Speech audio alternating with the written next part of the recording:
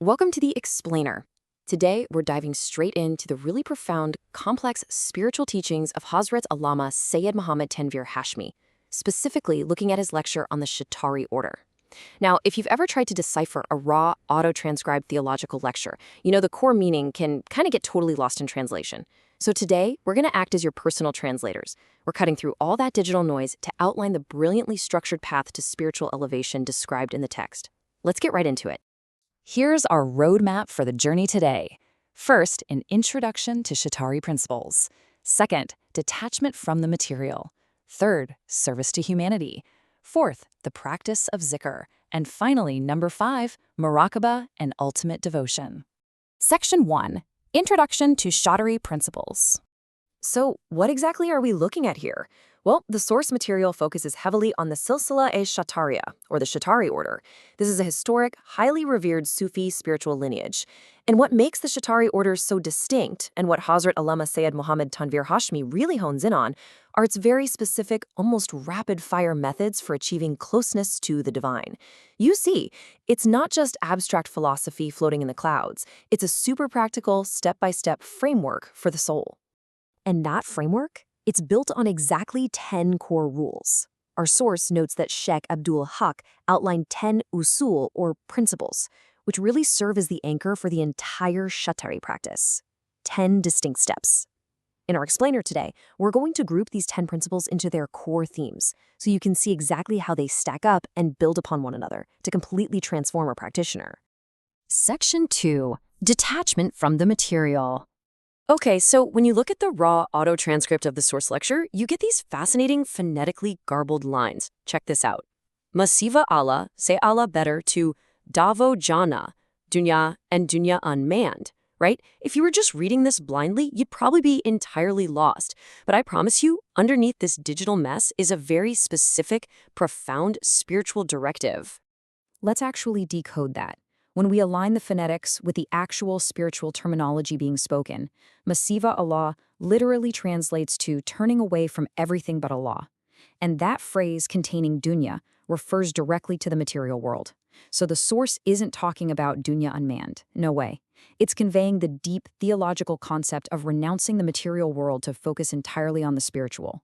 It's really described as the active, intentional process of turning your heart completely away from earthly distractions.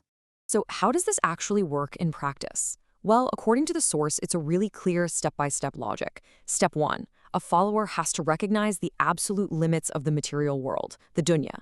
Step 2, they have to actively detach their internal focus from worldly temporary gains. And finally, step 3, they turn that newly freed attention completely 100% toward the divine. The text is basically outlining how to sever those internal ties to material existence just to make room for pure spiritual focus. Section 3, Service to Humanity. Now we return to the raw transcript for another genuinely amazing example of hidden meaning. The auto captions literally gave us this line, "Freedom at Karna Mundo se, a lapdog arena bend over another but don't tell Alina." I mean, it sounds like absolute nonsense, right? But to a trained ear familiar with Urdu and Sufi terminology, this garbled text actually hides one of the absolute core instructions regarding daily conduct found in the whole lecture. Here's what's actually being commanded. That phonetic mess of freedom at Karnano Mamundo se is actually the phrase Khidmat Karna Bando se, and this translates directly to serving humanity and the creations of the divine. This source material is explicitly commanding followers that their spiritual journey absolutely must be rooted in serving others.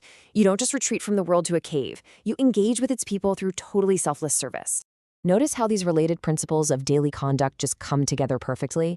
You renounce selfish desires, dedicate your energy to serving the creations of the divine, and maintain absolute humility in all your interactions. According to the teachings, service acts as this crucial bridge. It takes that internal emptiness you created by detaching from the material world and fills it right up with outward action, which prepares the practitioner for the deep, deep meditation that's coming next. Section 4, the practice of Zikr. Here, the source introduces the concept of Zikr. By definition, Zikr is the continuous and devoted remembrance of the divine. It's this rhythmic, constant returning of the mind and the heart to a single, singular focus. Think of it as fundamentally anchoring the heart. Once you've cleared away all that worldly noise and humbled yourself through serving others, Zikr is exactly how you lock your spiritual frequency right into place. But hey, it's not always easy. The source specifically mentions maintaining this practice even when facing what is translated as a lot of difficulty. And this clearly illustrates the serious resilience required in the Shuttari order. Zikr isn't presented as just something you do when you're already feeling peaceful. It's described as the actual tool you use to create peace when there's external chaos all around you. It requires immense mental fortitude and just continuous, unrelenting effort. Section 5. Muraqaba and Ultimate Devotion. Now I want you to pause for a second. Think about this. After you've detached, after you've served, and constantly remembered, how does one actually achieve ultimate closeness? According to the source, what is that final step where the self truly, completely dissolves? The answer, as unveiled in the source, is Muraqaba. The raw transcript phonetically translated this as happening where jeweled, but the actual concept being discussed is so much deeper. Muraqaba is described as intense, deep spiritual meditation. It's the state where one focuses the heart so entirely on the divine that they actually forget their own physical existence. It's meditation on existence itself and absolute pure devotion. Let's break down these ultimate stages of Muraqaba to really grasp the pinnacle of the 10 usul. First, there's the forgetting of one's own physical existence. The ego is just completely bypassed. Second, focusing the heart entirely on the ultimate truth. And third, achieving what Sufis call annihilation in divine love. Now, this doesn't mean physical destruction. It means the illusion of separation between you and the divine is entirely erased, gone. So the core takeaway here is crystal clear. The 10 usul outlined in this lecture aren't presented just as some random list of rules to memorize. They act as a structured, cohesive ladder. A follower starts at the very bottom with worldly detachment, stabilizes themselves through service and zikr, and climbs all the way up to ultimate spiritual annihilation through Muraqaba. It's a complete narrative arc for the practitioner's soul. I want to leave you with this final provocative thought. Yes, these are ancient mystical principles, but they apply directly to us right now, today.